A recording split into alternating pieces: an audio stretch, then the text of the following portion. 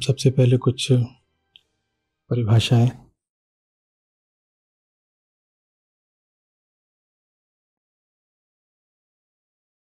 ईश्वर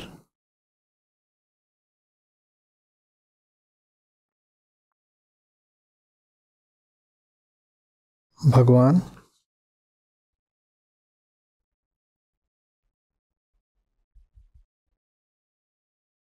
और तीसरे में लिख दीजिए सत्य, ब्रह्म, आत्मा।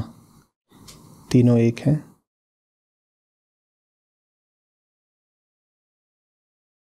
सत्य, ब्रह्म, आत्मा, ईश्वर, भगवान और सत्य। इनको समझेंगे, क्या समान है, क्या भेद है, कहाँ एक है, कहाँ अलग। ठीक है।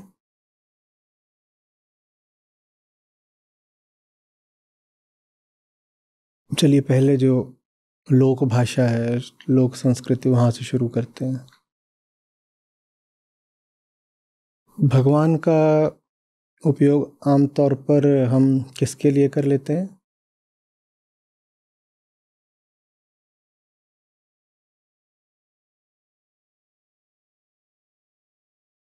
किसी व्यक्ति के लिए भी कर लेते हैं। हाँ, वो ठीक है कि किसने किस भगवान को चुना, पर भगवान का उपयोग प्रायः किसी सगुण विषय के लिए कर लिया जाता है। हम कह देते हैं भगवान राम, भगवान कृष्ण, भगवान बुद्ध भी बोल देते हैं, पर हम नहीं कहते ईश्वर राम, ईश्वर कृष्ण, ईश्वर बुद्ध। आप अगर सिर्फ लोक भाषा के शब्दकोश में जाएंगे तो वहां पर आपको भगवान और ईश्वर पर्यायवाची मिलेंगे। वो कहेंगे एक ही बात है, दोनों में कोई अंतर नहीं है। पर शास्त्र की दृष्टि से अंतर है, वो अंतर समझेंगे और फिर दोनों को लेकर के हम आत्मा के समक्ष खड़ा करेंगे।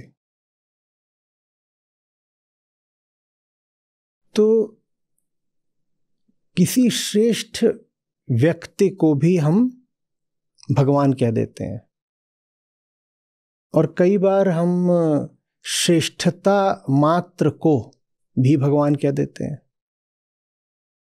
उदाहरण के लिए भगवान ने सबको बनाया है, भगवान दुनिया चला रहा है, भगवान संसार का रचयिता है, ऐसे भी कह देते हैं। तो भगवान का उपयोग सगुण और निर्गुण दोनों अर्थों में होता है। भगवान का उपयोग सगुण और निर्गुण दोनों अर्थों में होता है। भग से आशय होता है पूर्णता, प्रचुरता। प्रचुरता,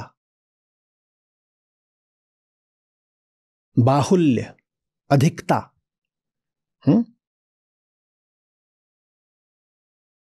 तो जिस व्यक्ति में भी ऐश्वर्य, धन, धर्म, पुण्य आदि गुण पाए जाते हैं, हम उसको भी भगवान कह देते हैं। और गुण कहते ही आपको एक बात स्पष्ट हो गई होगी, प्रकृति। तो प्रकृति में जो श्रेष्ठ है हम उसको भी भगवान कह देते हैं। वो प्रकृति के क्षेत्र के भीतर हुआ, हम उसको भी भगवान कह देते हैं। और कई बार भगवान शब्द का उपयोग ईश्वर के अर्थ में भी होता है। ईश माने स्वामी या नियंत्रक, और वर माने श्रेष्ठ। भगवान में भग और वान, वैसे ही जैसे धन और वान। भग माने, भग का अर्थ भी आप धन ही समझ सकते हो, बहुत, बाहुल्य। तो जैसे धन जिसके पास हो उसे आप बोल देते हो धनवान, वैसे ही भग जिसके पास उसको आप बोलते हो भगवान। ईश्वर में जो चलाता हो, जिसके पास प्रभुत्व हो, स्वामित्व हो, जो नियंत्रण करता है, ईश्वर, श्रेष्ठ स्वामी। किसका स्वामी? अखिल संसार का। ईश्वर की परिकल्पना निराकार ही है सदा। आप कभी नहीं सुनोगे कि ईश्वर का ये रूप, भगवान के रूप होते हैं, ईश्वर का रूप हम ऐसे नहीं बोलते, ऐसे नहीं बोलते। तो जिसने निर्गुण होते हुए भी सगुण प्रकृति को बनाया और चलाया है, उसको ईश्वर कह देते हैं।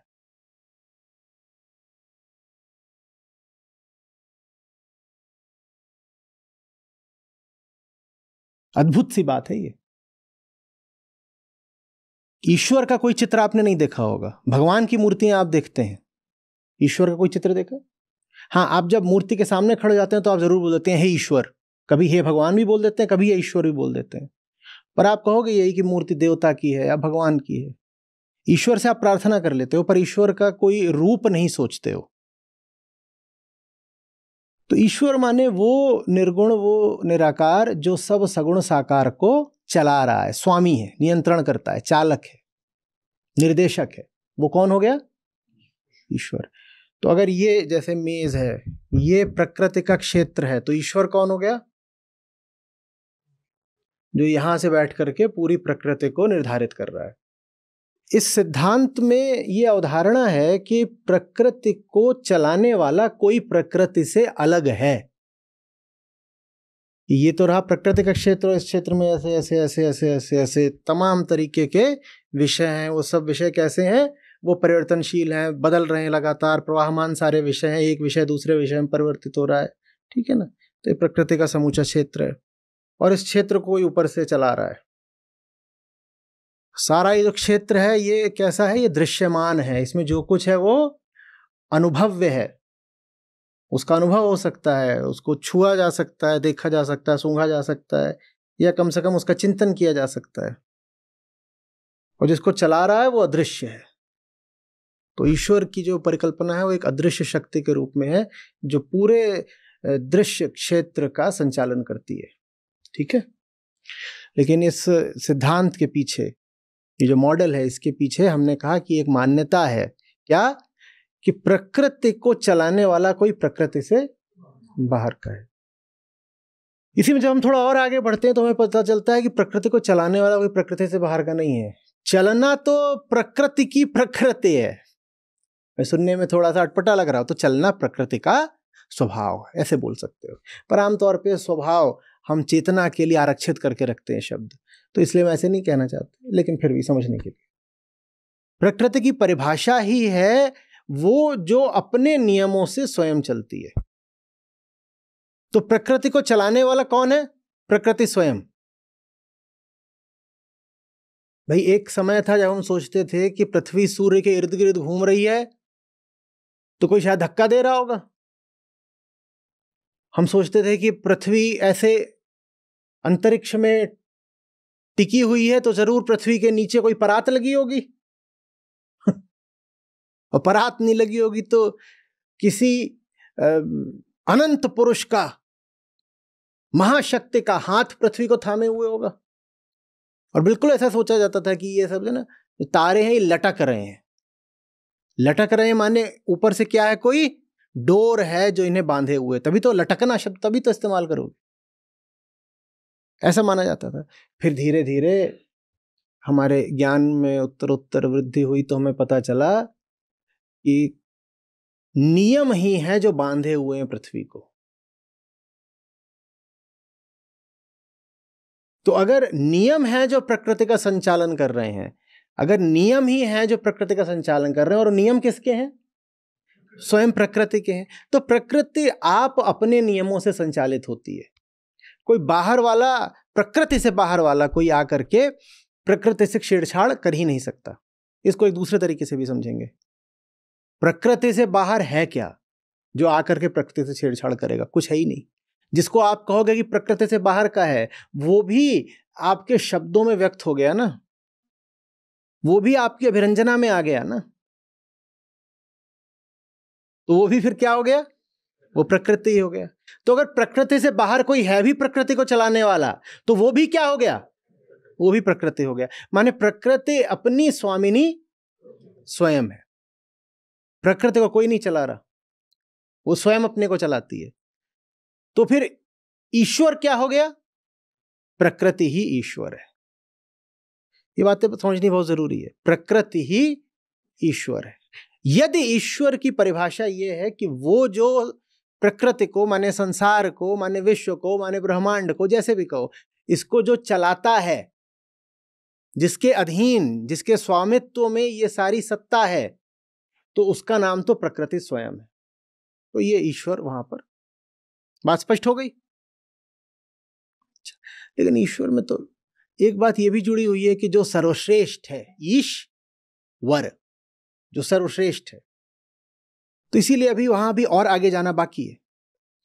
ईश्वर की शुरुआती अवधारणा क्या हुई कि प्रकृति है और कहीं कोई बैठा हुआ है जो ऐसे ऐसे करके इसको आदेश दे रहा है, ये कर रहा है, हवाओं को कह रहा है तुम बहो,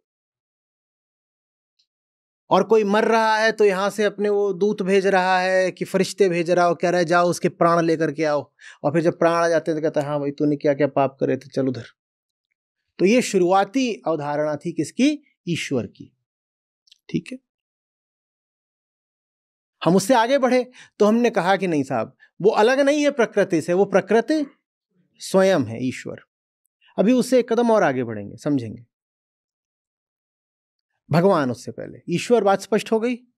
भगवान, भगवान का एक अर्थ तो ईश्वर ही है, और वो चीज आपको शब्दकोश में भी मिलेगी और लोक भाषा में भी मिलेगी। भगवान और ईश्वर को हम एक दूसरे से समानार्थी की तरह इस्तेमाल करते हैं। दूसरा होता है कि जिसमें इतनी भगवत्ता आ गई, जो भग के 5-6 गुण होते हैं शास्त्रीय तौर पर, उनमें एक ज्ञान भी होता है, समझदारी, बोध। जिसमें इतनी समझदारी आ गई कि वो प्रकृति को समझने लग गया, जो ईश्वर को समझने लग गया, वो भगवान कहलाता है। जो है प्रकृति के एक क्षेत्र में, है प्रकृति के एक क्षेत्र में, पर जो प्रकृति की सारी व्यवस्था को समझने लग गया, उसे हम भगवान बोल देते। तो भगवान फिर अक्सर दैहिक भी हो जाता है, सगुण साकार भी हो जाता है। अभी हमने कहा था ना, भगवान राम, भगवान राम।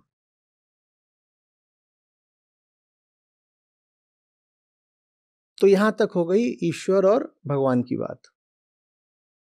लेकिन जब हम ईश्वर की बात कर रहे थे तो हम कह रहे थे कि वो, पहली बात, जिसने सब कुछ रचा, और वो जो सर्वश्रेष्ठ है। दर्शन आगे बढ़ते बढ़ते पहुंच गया वेदांत तक, और वहां हमें क्या पता चलता है? वहां हमें पता चलता है कि साहब देखिए, कुछ भी कहने से पहले, कोई भी दावा करने से पहले, कुछ भी सोचने से पहले ईमानदारी बहुत जरूरी है। ईमानदारी माने सत्यनिष्ठा, माने कल्पना मान्यता वगैरह नहीं करेंगे, जो बात पक्की है उसी पर चलेंगे। अब ईश्वर की कोई अवधारणा हो, बहुत ध्यान से सुनिएगा, नहीं फंसे रहेंगे और बार बार इसी तरह के आप लोग प्रश्न करेंगे।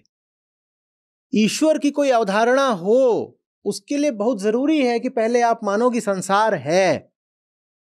ईश्वर की परिभाषा ही संसार पर आश्रित है कि नहीं? ईश्वर माने कौन? सबसे पहले बनाया है, फिर चलाया है। तो ईश्वर की परिभाषा आश्रित किस पर है? संसार के होने पर। वेदांत वो शिखर हो गया,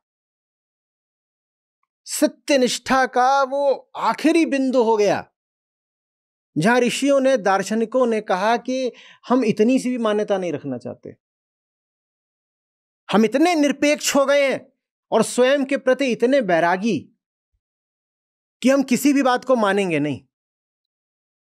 हम ये भी नहीं मानेंगे कि संसार है। हम क्यों कहें कि संसार है? पहला प्रश्न तो ये है कि जो दिखाई पड़ रहा है वो है भी क्या? क्योंकि कुछ भी दिखाई पड़ सकता है। कोई चांटा मार दे, तारे दिखाई पड़ जाते हैं, तो होते हैं क्या? रात में सो जाओ तो सपने दिखाई पड़ जाते हैं, वो होते हैं क्या? ऐसे ही आंख खुली है तो ये सब दिखाई पड़ रहा है। हो सकता है ये हो, ये भी तो हो सकता है कि ना हो। तो जब दर्शन की शुरुआत हो रही है तो वहां पर सब इधर उधर की मान्यताएं हटाई जा रही हैं, लेकिन एक मान्यता बच गई। क्या? कि भाई ये दिख रहा है तो है। वेदांत वहां पहुंच गया जहां सब समाप्त हो जाता है। उन्होंने कहा नहीं, ये भी नहीं मानेंगे कि ये है, मैं कुछ नहीं मानता, मैं कुछ नहीं मानता। तो किसी ने आके कहा होगा कुछ नहीं मानता तो इतना बोल काहे को रहे हो? बोले क्योंकि बेचैनी है, दुख है। बोले अच्छा अच्छा, माने किसी बात को तुमने कहा ना कि है, संसार है कि नहीं है हम नहीं जानते, हम कोई दावा नहीं कर रहे है कि माया है कि क्या है, हम कुछ नहीं कह रहे। हम तो बस ये कह रहे हैं कि संसार दिखता है कि नहीं ये दिखता है, ये तय है। आंखों को दिखा और मन में एक तस्वीर बन गई, इतना तो निश्चित है। लेकिन है कि नहीं है, बोलो भाई, आप सिनेमा के पर्दे पर चीजें देखते हो, दिखती तो हैं, होती हैं क्या? तो हर चीज जो दिखे जरूरी नहीं तो हो, ठीक है ना? पर एक चीज निश्चित है, क्या? दुख, बेचैनी, मेरा होना, मेरी हस्ती। वेदांत कहता है इसके अलावा कुछ नहीं मानूंगा। ये बात साफ साफ समझिए, वेदांत में कुछ भी नहीं है। शुरुआत बस अपने दुख से है, मैं हूं, अहम। अहम से शुरुआत होती है, बाकी कुछ नहीं माना जाता, कुछ भी नहीं माना जाता। कह रहे बाकी को न मान रहे न ठुकरा रहे, उसे जांच लेंगे। न मान रहे न ठुकरा रहे, एक चीज है जिसको मानना पड़ेगा कि मैं हूं, क्योंकि अगर मैं भी नहीं हूं तो जिज्ञासा कौन कर रहा है? अगर मैं भी नहीं हूं तो यह कहने वाला भी कौन है कि मैं भी नहीं हूं? और जो कह रहा है कि मैं हूं कि मैं नहीं हूं, वही बेचैन है, वही दुखी है, तो उतना माने लेते हैं। वो न्यूनतम है, मिनिमम, उतना तो मानना पड़ेगा। उतना भी नहीं मानोगे तो दर्शन आगे ही नहीं बढ़ेगा। उतना भी नहीं मानोगे तो कहेगा कि कुछ भी नहीं है और तुम भी नहीं हो और कोई तकलीफ भी नहीं है, कोई बेचैनी भी नहीं है, तो सो जाओ। सोने के लिए भी कोई नहीं है, तो तुम हट ही जाओ, हटने के लिए भी कोई नहीं। बोले वो फिर बात जो है वो बड़ी विचित्र हो जाएगी, एब्सर्ड हो जाएगी। तो एक न्यूनतम चीज है जिसको लेकर के, जिसको मानकर बढ़ेंगे, क्या? मैं हूं, उसके अलावा मैं कुछ नहीं मानता। इसके अलावा वेदांत किसी बात पर आश्रित नहीं है, इसीलिए श्रेष्ठ है। कुछ भी नहीं मानता, ऐसी कड़ाई, ये सख्ती, कुछ नहीं मानूंगा, ये विद्रोह, कुछ भी नहीं मानूंगा। सिर्फ मैं हूं, उस मैं के होने को कह देते हो कभी कि मेरी बेचैनी है, मेरे सवाल हैं, जिज्ञासा है, तड़प है, बंधन है, दुख है, जिस भी तरीके से व्यक्त करना चाहो। मैं हूं, मैं क्या हूं ये नहीं, मैं देह हूं नहीं बाबा। देह भी हो सकता है ना हो। और मैं जो सवाल पूछ रहा हूं कोई देह थोड़ी पूछ रही, मेरे कंधे ने सवाल पूछा।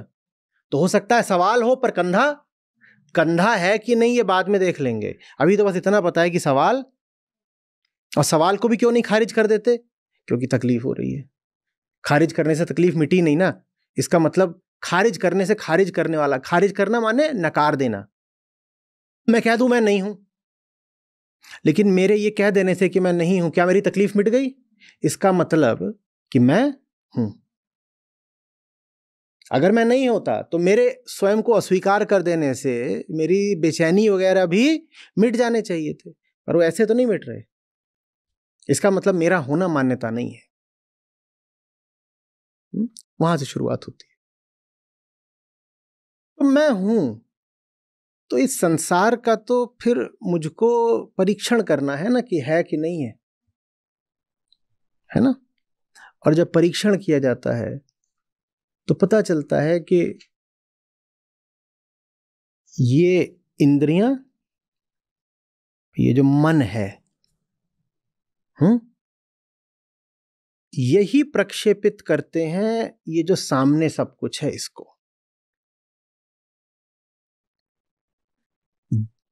जगत जीव से है और जीव जगत से है, ये दोनों परस्पर एक दूसरे पर आश्रित है।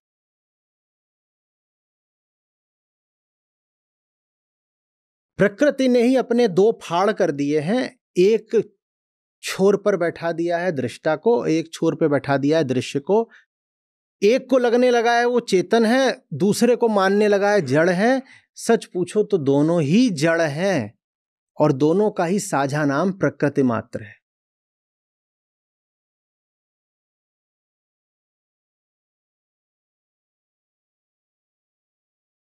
अरे मेरी टोकरी लेके कौन भाग गया? बताओ, टोकरी चुरा ली मेरी, ये कैसे किया तुमने?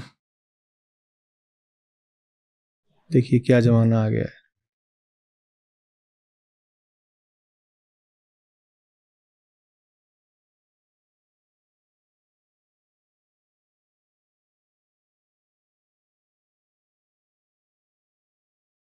ठीक है,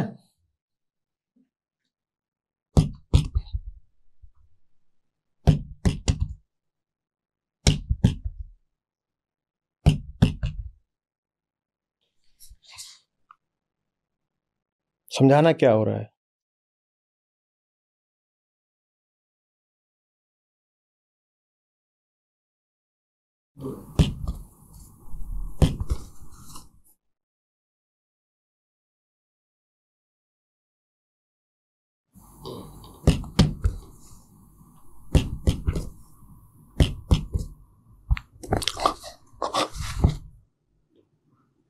क्या है ये? कोई नहीं था।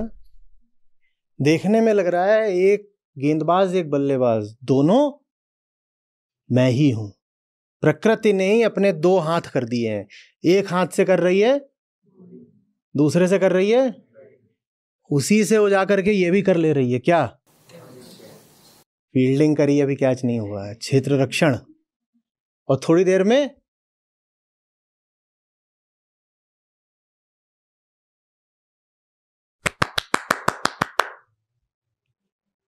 क्या? वही गेंदबाज है, वही बल्लेबाज है, वही क्षेत्र रक्षक है, वही अंपायर है, और वही।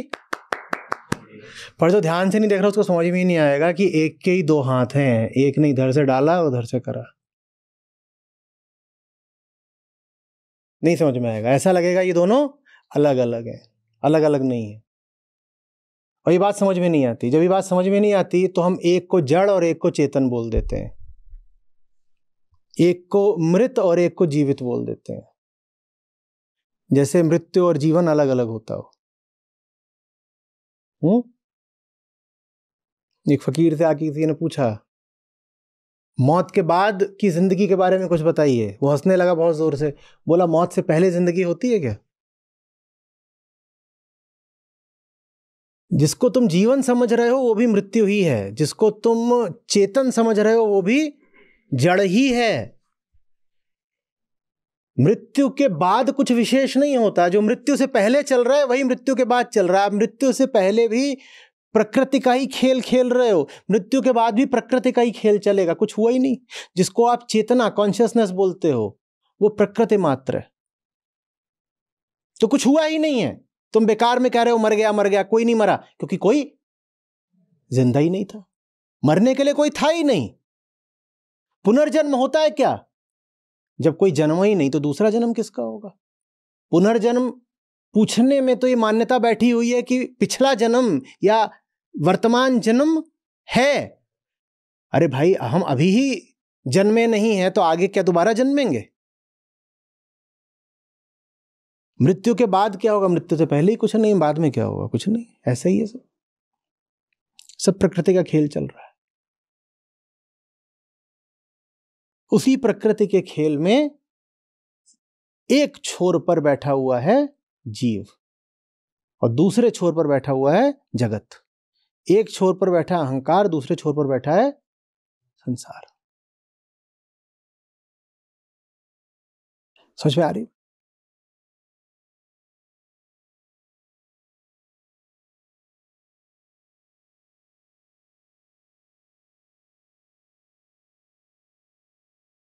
और ये जो अहम है वो संसार में लगातार क्या खोज रहा है?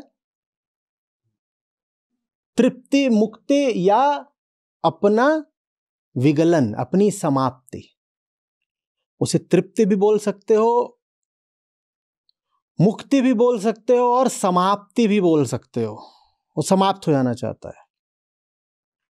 और अगर वो समाप्त हो गया, हम अगर दृष्टा समाप्त हो गया तो दृश्य बचेगा क्या? तो फिर अगर दृष्टा समाप्त हो गया तो दृश्य नहीं बचेगा, और दृश्य और दृष्टा दोनों समाप्त हो गए तो प्रकृति नहीं बची, क्योंकि दृश्य और दृष्टा को जो मिला दो तो वही तो क्या कहलाती है? प्रकृति के ही जो दो फाड़ हैं, जिसमें एक दृश्य है, एक दृष्टा है, इसमें से दृष्टा ही है जो लगातार बेचैन है। वो दृश्य से लगातार संपर्क में है, संबंध बनाता है ताकि उसकी बेचैनी मिट सके। बेचैनी मिट गई तो सिर्फ दृष्टा ही नहीं मिटेगा, दृश्य भी मिट जाएगा और प्रकृति ही मिट जानी है। माने प्रकृति आखिरी नहीं है, प्रकृति से पहले भी कोई है। प्रकृति से पहले कौन है? वही जो प्रकृति के बाद है। जो दृष्टा है वो प्रकृति में समाप्ति खोज रहा है ना, तो प्रकृति की समाप्ति ही है जो प्रकृति से पहले भी है। प्रकृति के दो फाड़ हुए हैं, इसी दो फाड़ को ही तो प्रकृति बोलते हैं। वो दो फाड़ होने से पहले क्या था? कुछ नहीं था। उसको ज्ञानियों ने, संतों ने क्या बोला? बिंदु। क्योंकि अगर कुछ होगा तो वो भी क्या कहलाएगा? तो प्रकृति से पहले नहीं हो सकता। माने प्रकृति से जो पहले होगा उसे ना कुछ होना पड़ेगा, निर्गुण होना पड़ेगा। अगर प्रकृति से पहले जो है वो कुछ भी है तो वो क्या हो गया फिर? तो फिर प्रकृति से पहले कहां रह गया? जब वो स्वयं प्रकृति है तो प्रकृति से पहले नहीं रह गया। यानी प्रकृति से पहले जो होगा उसे कुछ नहीं होना पड़ेगा, कुछ नहीं होना पड़ेगा, तो समाप्ति है। वो समाप्ति ही प्रकृति के आदि में भी है, वही समाप्ति प्रकृति के अंत में, माने प्रकृति का उद्देश्य भी है। समझ में आ रही बात? तो यानी प्रकृति के स्रोत में हमें मिल गया कोई जो प्रकृति से भी आगे है। वो कौन हो गया? उसी को आत्मा बोलते हैं। अहम जिसकी तलाश में है, अहम जो हो जाना चाहता है, प्रकृति के माध्यम से आत्मा बोलते हैं। तो फिर ऋषियों ने कहा आत्मा प्रकृति का स्रोत है। दो सत्य नहीं होते, आत्मा और प्रकृति दोनों नहीं हो सकते। अद्वैत का मतलब है कि आत्मा और प्रकृति भी एक ही हैं।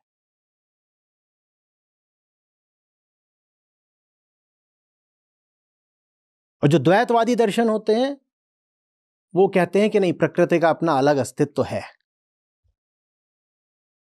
वेदांत क्या कहता है? नहीं, आत्मा मात्र सत्य है, बाकी सब क्या है? विपर्य है। अहम को लग रहा है बाकी सब कुछ, वो है नहीं। क्योंकि अहम स्वयं, सारा संसार किसके लिए है? अहंकार के लिए। और अहंकार खुद है क्या? जब अहंकार खुद नहीं है तो जो कुछ अहंकार के लिए है वो हुआ? वो भी नहीं हुआ। तो कहते बाकी सब माया है। तो समूची प्रकृति ही माया है, आत्मा मात्र सत्य है। तो प्रकृति का उद्भव कहां से है? आत्मा से। प्रकृति का उद्भव कहां से? आत्मा से। तो आत्मा एक तरह से प्रकृति का पिता हुई ऊपर, और वो प्रकृति का उद्देश्य भी है। तो उस अर्थ में भी प्रकृति से ऊपर। हमने ईश्वर की क्या कही थी परिभाषा? जो प्रकृति का स्वामी हो और जो श्रेष्ठ हो उसे ईश्वर बोलते हैं।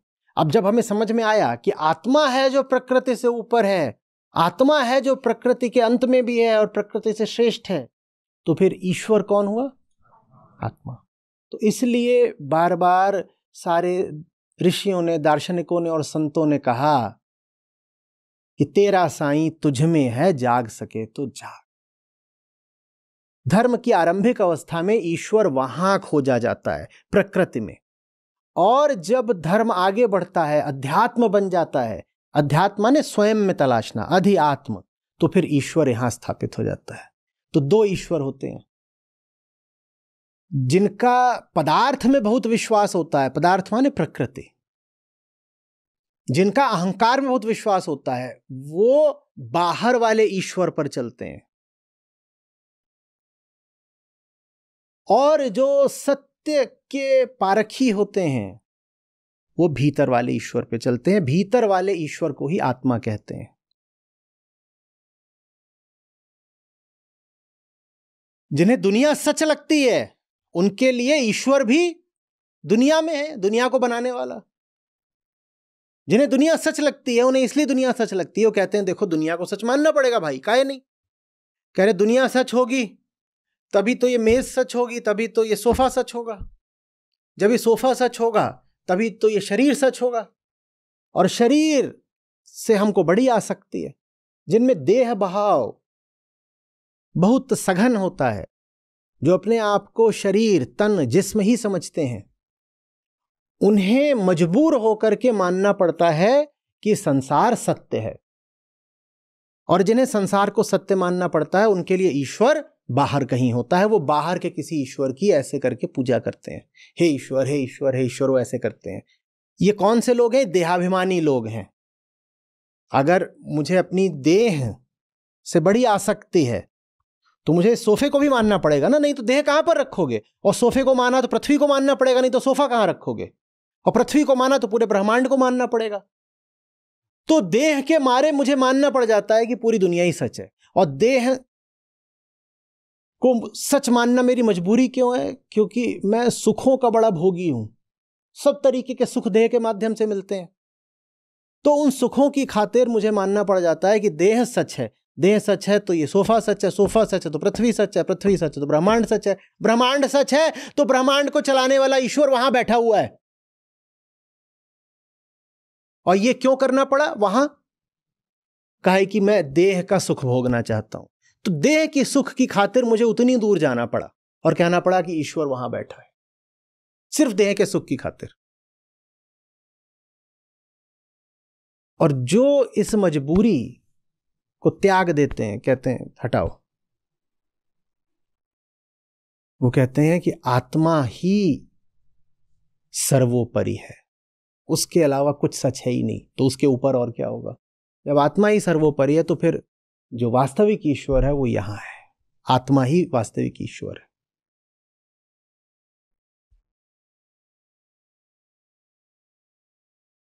इसीलिए आप वेदों में भी पाते हो कि शुरुआत होती है प्रकृति की पूजा से और अंत होता है प्रकृति से मुक्ति पर। शुरुआत में पूज रहे हो सबको, हवाओं को, पहाड़ों को, आसमानों को, सूरज को, नक्षत्रों को, अग्नि को, वायु को, सबको पूज रहे हो। लेकिन जैसे जैसे वेद अपनी यात्रा पर आगे बढ़ते हैं, अंत कहां पर होता है वेदों का? कहते हैं प्रकृति से मुक्ति। तो शुरुआत होती है ईश्वर को वहां देखने से। धर्म की यात्रा की शुरुआत होती है ईश्वर को वहां देखने से, और अध्यात्म पर पहुंचकर पूरी यात्रा समाप्त होती है ईश्वर को यहां जान करके। जो ईश्वर यहां बैठता है उसको आत्मा बोलते हैं।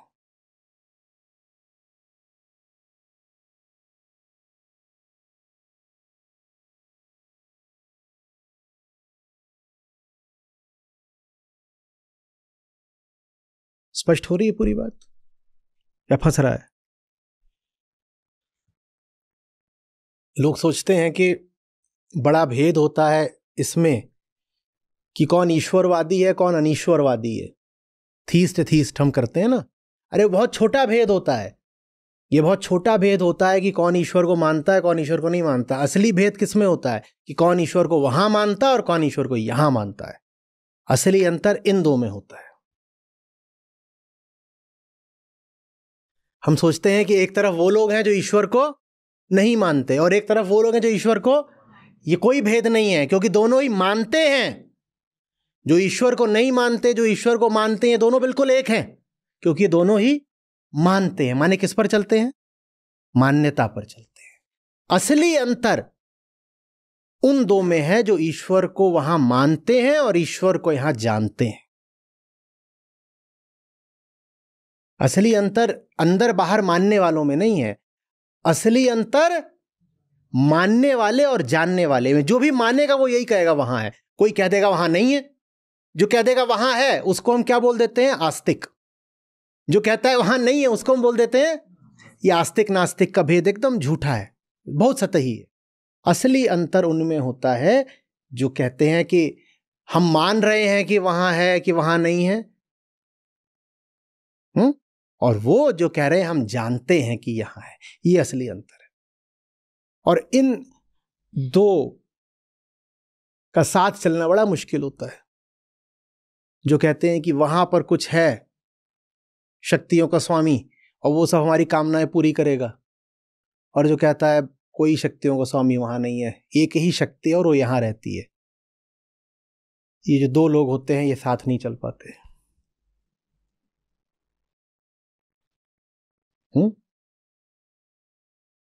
आस्तिक और नास्तिक में थोड़ी देर बाद बड़ी मित्रता हो जाती है, क्योंकि दोनों में एक साझी चीज होती है, मान्यता। दोनों को ही कुछ पता नहीं है। एक को सपना आया कि ईश्वर है, और एक को सपना आया कि ईश्वर, सपना माने मान्यता, बस यूं ही हवा हवाई, पता थोड़ी कुछ है दोनों को।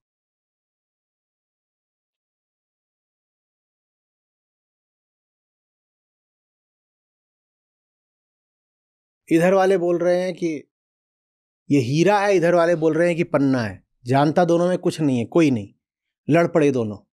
ये आस्तिक है, ये नास्तिक है।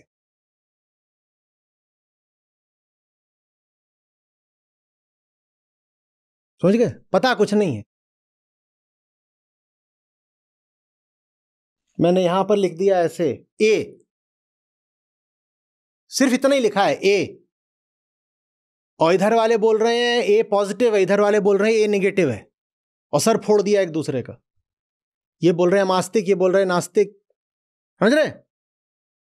सर फोड़ दिया। मैंने तो बताया ही नहीं कुछ भी, सिर्फ ए लिखा हुआ है। तुम कुछ नहीं जानते ए के बारे में, पर इनको मान्यता हो गई, सपना आ गया कि क्या है ए, ग्रेटर देन 0, शून्य से बड़ा है, पॉजिटिव सकल। इनको सपना आ गया कि ए, जानते दोनों कुछ भी नहीं। ये आस्तिक नास्तिक दोनों में कोई कुछ नहीं जानता। तो इन दोनों में कोई बहुत अंतर नहीं होता। मैंने कहा इन दोनों की तो मित्रता है आपस में। दोनों ही किसके सेवक हैं? दोनों ही अपने अहंकार के सेवक हैं। तो दोनों बहुत जल्दी हाथ मिला लेते हैं आपस में। लेकिन इन दोनों की घोर शत्रुता हो जाती है उससे जो कहता है न ये मानूंगा न वो मानूंगा, मैं जानूंगा। और जब वो जानता है तो यही जानता है कि सारी सच्चाई यहां पर है।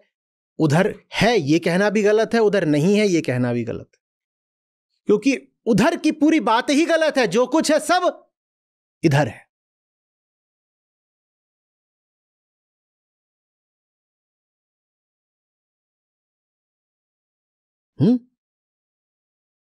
तो जब भी इसीलिए इतिहास में हम पाते हैं कि कोई वास्तविक आत्मज्ञानी आता है तो आस्तिक नास्तिक दोनों हाथ मिला करके उसकी जान लेने को आतुर हो जाते हैं।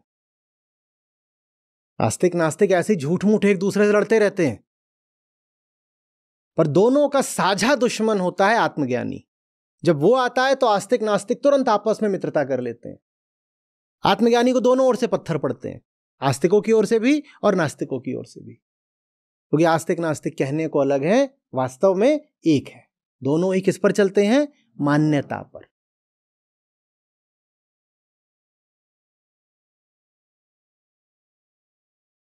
तुक्का। बताओ, अभी हमारे दरवाजे के बाहर कुत्ता लेटा है कि नहीं लेटा है? पहले इधर वाले बोले सब लेटा है, इधर वाले बोलो सब। तो इनमें आपस में लड़ाई है, पर दोनों भाई भाई है, क्योंकि दोनों ही इतने आलसी हैं कि किसी ने भी ये नहीं कहा कि जाऊंगा देखूंगा। इधर वालों ने कह दिया लेटा ही होगा, इधर वालों ने कह दिया नहीं ले, जानता कोई कुछ नहीं है। दोनों क्या कर रहे हैं? बस अनुमानों पर खेल रहे हैं, स्पेकुलेशन। और दोनों मिलकर उसकी जान ले लेंगे। जो कहेगा मैं उठ के देखने जा रहा हूं, कहेंगे तू ही ज्यादा होशियार है। अरे हमने कह दिया नहीं है ना। दूसरे वाले मारेंगे, कहेंगे हमने कह दिया है ना। जो कहेंगे है, उनमें से कोई एक पीछे कुर्सी के नीचे छुप जाएगा, वो बोलेगा भौ भौ, देखा प्रमाण भी मिल गया, कुत्ता है। जब आपको अपनी मान्यताओं को सच साबित करना होता है तब झूठ खेलना बहुत जरूरी हो जाता है। अगर आपको यहां बैठे बैठे दावा करना है कि सड़क पर कुत्ता है, तो कोई एक ऐसा जरूर होगा जो कुर्सी के नीचे घुस जाएगा और वहां से बोलेगा भौं भौं, कुत्ता है, देखा प्रमाण भी मिल गया, कुत्ता है।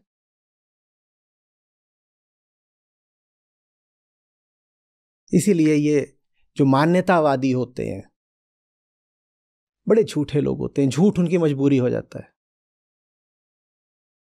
उन्हें झूठ बोलना पड़ेगा क्योंकि उन्होंने झूठ बोल दिया है, और एक झूठ 100 झूठों को जन्म देता है। जिसने एक झूठ बोल दिया, जिसने पहला झूठ बोल दिया, आगे 100 झूठ बोलना उसकी मजबूरी हो जाता है।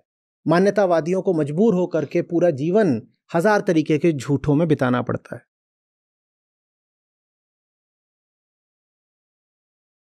क्योंकि आप बोल रहे हो कुत्ता है, तो तुम्हें ये भी बताना पड़ेगा कि इतना जान गए कुत्ता है, तो ये भी बताना पड़ेगा किस रंग का है, वही बता दोगे। अच्छा, किस आकार का है, वही बता दोगे। फिर तो उस कुत्ते को लेके न जाने कितनी कथा कहानी बतानी पड़ेगी, इतने बड़ी बड़ी कथाएं लिख देनी पड़ेंगी कुत्ते के बारे में। क्यों लिखनी पड़ी? ये साबित करने के लिए कुत्ता।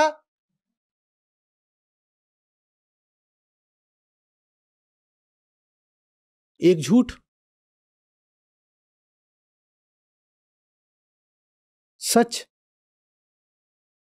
इतना छोटा सा, और इतना सा भी होकर के सच को जैसे लाज आ जाती है। वो बोलता है इतना भी क्यों रखा, मैं तो शून्य हूं। झूठ इतना भी हो जाता है तो तृप्त नहीं हो पाता, सच इतना भी हो जाता है तो लजा जाता है। वो कहता है इतना भी अगर तुमने कर दिया तो ये मेरा अपमान जैसा हो गया, मैं तो शून्य हूं, मुझे उतना ही रहने दो। थोड़ा भी अगर मेरे बारे में कुछ बोल रहे हो तो देखो कुछ गलत सा हो गया, हमारी गरिमा में कुछ घट गया, कुछ भी मत कहो। झूठ होगा और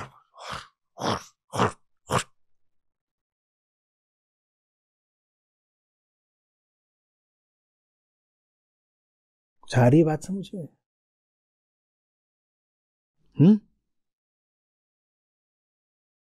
आएगी धीरे धीरे। तो क्या कह रहे हैं अष्टावक्राज? ईश्वर ही इस संसार में सर्व निर्माता है। ये जो कुछ दिखाई देता है ईश्वर ही उसका निर्माता है, दूसरा कोई नहीं है। नेहान्यमिति निश्चयी, दूसरा कोई नहीं है, अन्य कोई नहीं है। जो ऐसा जान लेता है तो अंतर्गलित सर्वाशः, उसकी सारी जो आशाएं होती हैं कि ये हो जाएगा वो हो जाएगा, ऐसे करके तृप्ति मिल जाएगी, संसार में ये पालूंगा तो तृप्त हो जाऊंगा, उसकी सारी जो आशाएं हैं वो बुझ जाती हैं, माने शांत हो जाती हैं।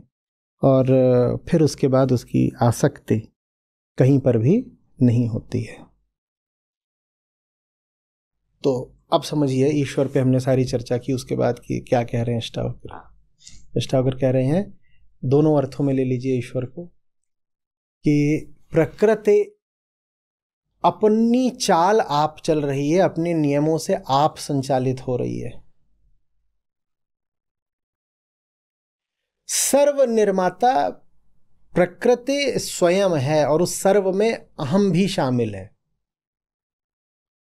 जो प्रकृति के यथार्थ को, तथ्य को जान गया, वो समझ जाता है कि अहम को शांति प्रकृति में किसी से भी संबंध बना के या भोग कर नहीं मिल सकती। अब उसके बाद उसकी ना आशा बचती है ना आसक्ति, वो मुक्त हो जाता है, वो गल जाता है।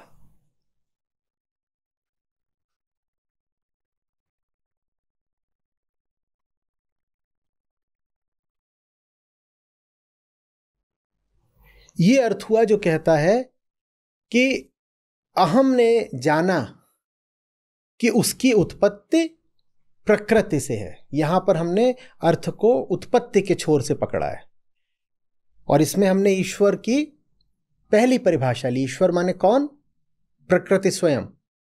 अब यहीं पर हम अहम को उसकी मुक्ति के छोर से जब पकड़ेंगे कि अहम आत्मा है और ईश्वर, अहम का उद्देश्य आत्मा है और ईश्वर आत्मा स्वयं है, तो इसका और सुंदर अर्थ निकलता है कि ये सब कुछ जो बाहर बाहर है मुझे दिखाई पड़ रहा है, वो वास्तव में आत्मा से उद्भूत है। तो मैं उसके पीछे क्यों भागूं? वो सब जिससे आ रहा है मैं उसी में जाकर विगलित क्यों ना हो जाऊं? ये सब कुछ जिससे आ रहा है मैं सीधे उसी की गोद में जाकर क्यों ना बैठ जाऊं?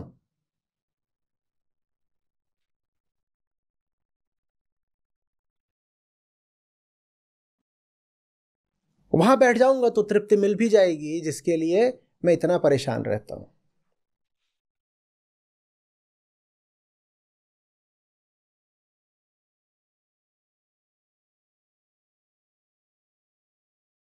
पाइप ऐसे आप ले लीजिए, बहुत जोर से उसमें पानी आ रहा हो, और सकरे मुंह की पाइप हो और पानी बहुत जोर से आ रहा है, ऐसे ऊपर की ओर आपने उसका मुंह कर रखा है, तो उसमें से धार फूटती है तेज, और वो बूंदें कहाँ कहाँ जाके गिरती हैं? कहाँ कहाँ जाके गिरती हैं? ये पाइप पतले मुंह का, और बहुत जोर का पानी है, ऐसे धार फूट रही है, बूंदें कहाँ कहाँ जाके गिरेंगी? ऐसे हर तरफ जाके गिरेंगी, हर तरफ जाके गिरेंगी ना। जो प्यासा है वो क्या करे, वहां पर मुंह खोल करके एक बूंद ले, एक बूंद वहां ले, पास जाके एक बूंद वहां ले, एक बूंद यहाँ ले, क्या करे? वो आएगा सीधे और हाँ ऐसे करेगा। ये है अर्थ। जब सब कुछ यहां से ही है तो मैं सीधे यहां क्यों ना चला जाऊं? मैं क्यों एक एक बूंद के पीछे भागता रहूं? प्यास बुझती नहीं एक एक बूंद पे जाकर के, मैं सीधे यहां ही चला जाता हूं।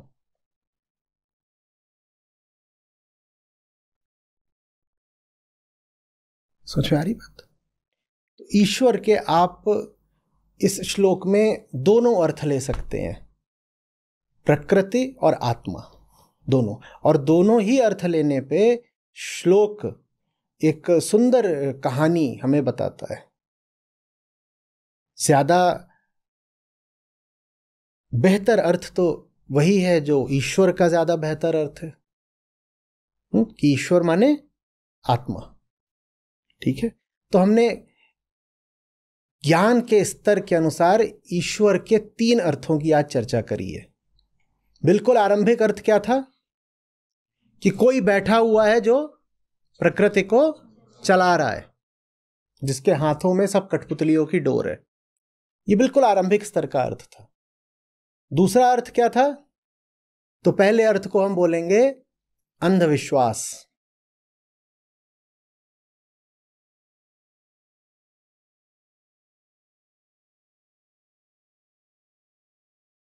अंधविश्वास कैसे हटा? विज्ञान के माध्यम से। जब हमें पता चला कि अरे प्रकृति के तो अपने नियम हैं, प्रकृति के अपने नियम हैं। आप बोलते हो न्यूटन्स लॉज, वो न्यूटन के नियम है क्या? वो किसके नियम है? वो प्रकृति के नियम है। न्यूटन ने सिर्फ क्या करा था? नियम बनाए थे या नियमों को जाना था? तो न्यूटन ने प्रकृति के जिन नियमों को जाना वो कहलाते हैं न्यूटन के नियम। केपलर ने प्रकृति के जिन नियमों को जाना वो कहलाते हैं केपलर के नियम।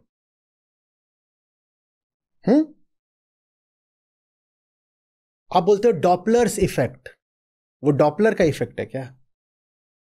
वो किसका इफेक्ट है? वो प्रकृति का इफेक्ट है, जिसको डॉपलर ने खोजा। उसने कहा प्रकृति में ऐसा होता है, खोज करके उसको गणित की भाषा में अभिव्यक्त कर दिया। कि भाई अगर आपकी तरफ एक ट्रेन आ रही है सीटी मारती हुई, तो जब आपकी तरफ आ रही है तो सीटी एक फ्रीक्वेंसी पे सुनाई देगी, और जब आपको पार करके आपसे दूर जा रही है तो जब तक डॉपलर ने बताया नहीं था तब तक क्या वो सीटी की फ्रीक्वेंसी नहीं बदलती थी? तब भी बदलती थी। पर डॉपलर ने उसको अभिव्यक्त कर दिया, पहले अंग्रेजी में और फिर गणित में। समझ में आ रही हो? तो ये प्रकृति के नियम है। विज्ञान ने अंधविश्वास काट दिया, और जो दूसरे तल की ईश्वर की परिभाषा हमें वो दी, कहा प्रकृति आप अपने नियमों पर चलती है। प्रकृति से बाहर कोई नहीं है जो प्रकृति को चला रहा है। It's a deterministic universe. किसी की इच्छाओं पर नहीं चलता बाबा, नियमों पर चलता है, और नियमों को कोई नहीं तोड़ सकता। एक बड़े वैज्ञानिक ने कहा यूनिवर्स के जितने वेरिएबल्स हैं सारे आज बता दो, और जिन नियमों पर ये यूनिवर्स चल रहा है वो बता दो, तो आने वाले किसी भी समय में किसी भी जगह पर क्या हो रहा होगा वो मैं आज ही बता दूंगा। क्योंकि इट्स अ डिटरमिनिस्टिक यूनिवर्स, जो नियमों पर चलता है, किसी की इच्छा पर नहीं चलता कि आज हमारी इच्छा है बारिश हो जाए। बारिश होगी कि नहीं होगी ये भौतिकी के सिद्धांत तय करेंगे, किसी ईश्वर की इच्छा नहीं तय करेगी।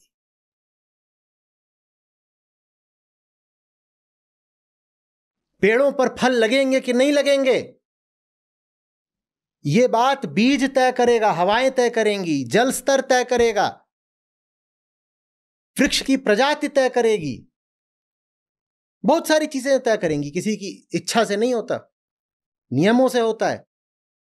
और जो नियमों को जान लेगा वो जगत में बेहतर जीवन व्यतीत कर पाएगा, है ना। आज हम आप बात कर पा रहे हैं, इतने लोग हमें सुन पा रहे हैं। क्यों सुन पा रहे हैं? क्योंकि ये जिन नियमों पर चलता है प्रकृति के, हमने उन नियमों को जान लिया। हमने उन नियमों को जान लिया तो हम फिर इस तरह के उपकरण बना पाए। नहीं तो हम ये कहते रह जाते कि मेरी आवाज स्क्रीन के उस पार पहुंचेगी कि नहीं पहुंचेगी, क्या पता नहीं, ईश्वर की मर्जी,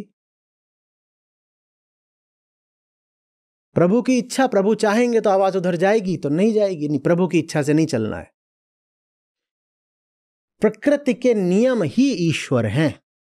प्रकृति से बाहर प्रकृति का कोई नियम करता, नियम निर्धाता नहीं है। तो यह काम विज्ञान ने करा कि उसने ईश्वर की परिभाषा को अंधविश्वास से उठा दिया। तो सबसे नीचे अंधविश्वास, उसके ऊपर विज्ञान। तो एक ईश्वर है अंधविश्वासियों का। अंधविश्वासियों का ईश्वर कहां बैठता है? वहां 7वें आसमान पर। वो वहां बैठ करके कहता रहता है चलो अब ये कर दो। अच्छा, बहुत मजे कर रहे हो। और जो मजे कर रहे थे उनके ऊपर बिजली गिरी और वो जल गए। अच्छा, आचार्य जी बोल रहे हैं सो रहा है, चल दंड देते हैं इसको। पट से दंड पड़ा है पीठ पे ऐसे, हाय हाय हाय हाय। किसी के होता है, आधे सो रहे हैं, कुछ नहीं हो, उठ जाओ, कुछ नहीं। समझ में आ रही बात? अंधविश्वासियों का ईश्वर सबसे नीचे, उसके ऊपर विज्ञान का ईश्वर। विज्ञान का ईश्वर कहता है प्रकृति के नियम ही प्रकृति को चलाते हैं, तो प्रकृति के नियमों को ही हम ईश्वर मानेंगे। और फिर सबसे ऊपर अध्यात्म का ईश्वर। अध्यात्म का ईश्वर कहता है कि प्रकृति स्वयं उद्भूत है आत्मा से, तो आत्मा को ही ईश्वर माना जा सकता है, किसी और को नहीं। आत्मा ही ईश्वर है।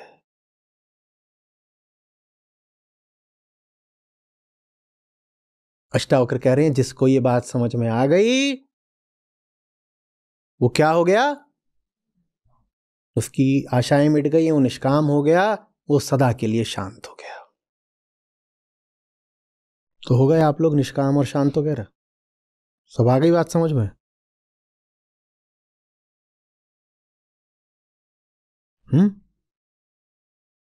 इनका अच्छा है ऋषियों का, एक श्लोक में सबको मुक्ति दे देते हैं। एक श्लोक में सबको मुक्ति दे दी तो ये 11वां प्रकरण काहे को चल रहा है?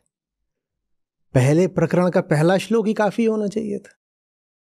हर श्लोक में सबको मुक्ति देते चलते हैं। ले तुम अब सदा के लिए मुक्त हो गए, जा।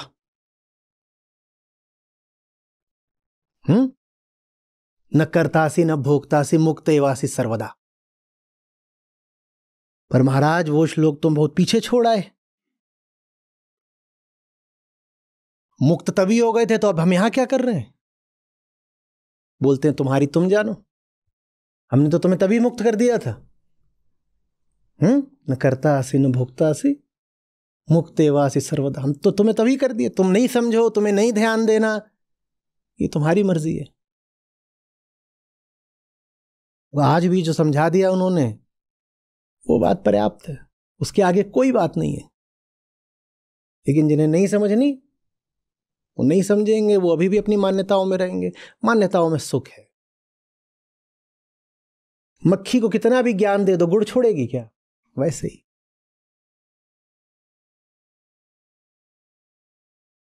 मक्खी को कितना भी ज्ञान दे दो, गुड़ छोड़ेगी? वैसे ही हम नहीं छोड़ते।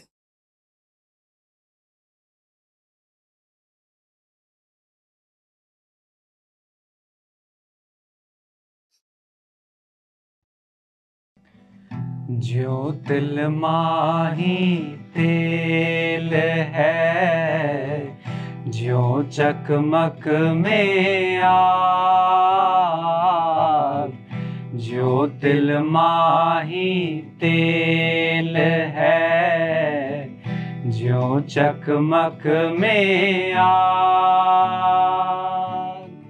तेरा साईं तुझ में है, जाग सके तो जाग रे साधो, जाग सके तो जाग। कस्तूरी कुंडल बसे, मृग ढूंढे वन माही। कस्तूरी कुंडल बसे, मृग ढूंढे वन माही। ऐसे घट घट राम है, दुनिया देखे नाही रे साधो, दुनिया देखे नाही। घाटे पानी सब भरे, अब घट भरे न कोई। घाटे पानी सब भरे, अब घट भरे न कोई। अब घट घाट कबीर का, भरे सो निर्मल होए रे साधो, भरे सो निर्मल हो। ज्यों तिल माही तेल है, ज्यों चकमक में आग। ज्यों तिल माही तेल है, ज्यों चकमक में आग। तेरा साईं तुझ में है, जाग सके तो जाग रे साधो, जाग सके तो जाग।